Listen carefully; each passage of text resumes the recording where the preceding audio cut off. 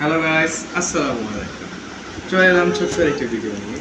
আজ বিকালের নাস্তার মধ্যে আছে দুধ কলা পেটিস দিয়ে কোনো এক জায়গার বিখ্যাত খাবার, সাথে আছে আমার বউয়ের হাতের রান্না করে স্পেশাল চিকেন নুডলস।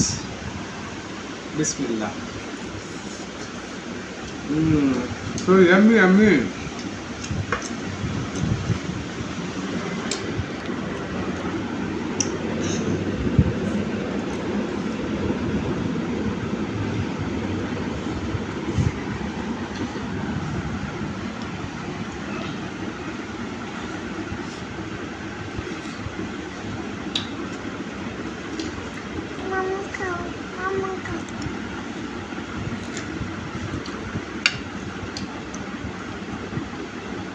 এটা আপেল হলে ভালো হতো।